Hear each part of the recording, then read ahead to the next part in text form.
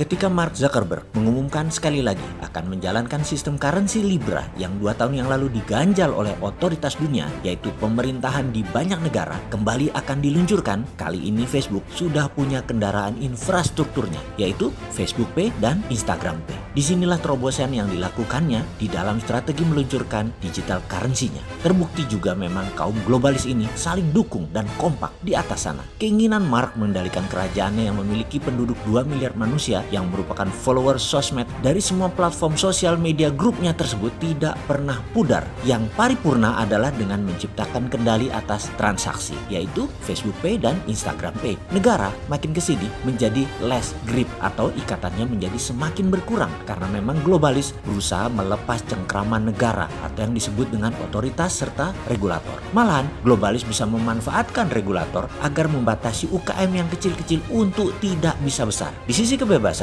globalis ingin sebebas-bebasnya tanpa aturan sebuah negara. Sebaliknya, globalis yang mengaturnya. Di sisi lain juga, globalis pakai pemerintah sebuah negara untuk mengatur kompetitornya. Semua didesain dengan sempurna. Salahkah globalis demikian? Ya tidak, karena itu sifat dasar manusia yang rakus yang ingin selamanya memperoleh keistimewaan di tampuk pengendalian. Ya begini, kalau bisa last forever, abadi selamanya. Karena itu kita mengatakan old system doesn't work karena dikendalikan globalis. Sistem hanya work untuk globalis yang hanya 0,03% populasi tapi mengendalikan 70% manusia yang mereka itu disebut kelompok controller atau sang pengendali dengan filosofi globalisnya. Dan 3% populasi manusia ternyata memegang kekayaan 90% yang disebut kelompok the have. Sungguh musuh umat manusia itu ada 3. 1 kemiskinan, 2 kebodohan, dan ketiga globalis yang ingin semua orang selalu bodoh dan miskin. Jadi kebodohan itu by system.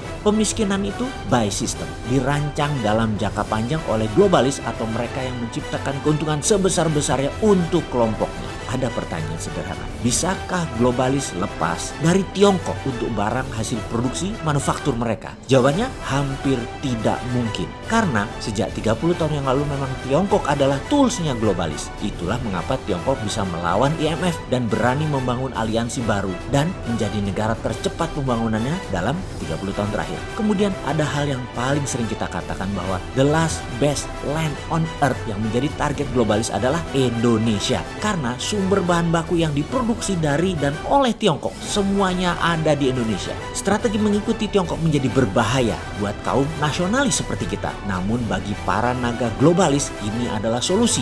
Ini adalah peluang buat mereka. Karena itu yang bengok-bengok adalah nasionalis yang melihat globalis hanya menguntungkan kelompok kecil elitis dan globalis internasional. Sekali lagi, komunis Tiongkok hanya tool bagi globalis. Jangan sampai Indonesia ini jadi toolsnya tools, alatnya alat. Karena Tiongkok pun punya agenda tersembunyi. Dia tunggangi globalis. Globalis tunggangi Tiongkok balik. Ini seni bermain catur yang indah yang harus diingatkan ke setiap pejabat dan para pemangku jabatan strategis di NKRI. Di sini kita harus bermain seperti Tiongkok di awal tahun 80-an. Seperti Dubai di awal tahun 80-an. Strategi nasionalnya harus holistik, harus menyeluruh. Unsur kedaulatan harus dijaga. Unsur humanisme, kemanusiaan harus dijaga. Unsur sumber daya alam harus maksimum untuk keuntungan bangsa Indonesia dan keuntungan geografis semuanya untuk keuntungan bangsa Indonesia. Secara nasional kita harus adakan rembuk nasional membicarakan hal ini. Kemudian kita harus berani melakukan pemikiran out of the box dan tidak follow world regulator tapi follow the game changing plan. Kita harus tahu bagaimana menunggangi globalis di awalnya, tahu kapan menekan Tiongkok, tahu kapan menekan Amerika dan punya strategi untuk membuat globalis takluk. Mulailah mengenal lawan kita, mulailah membaca langkah mereka dan niat mereka. Buatlah rencana besar untuk Indonesia. Lakukan diplomasi mineral seperti Gajah Mada, lakukan dulu. Lakukan diplomasi kebudayaan seperti para wali Songo, lakukan dulu. Bermain cantik lah.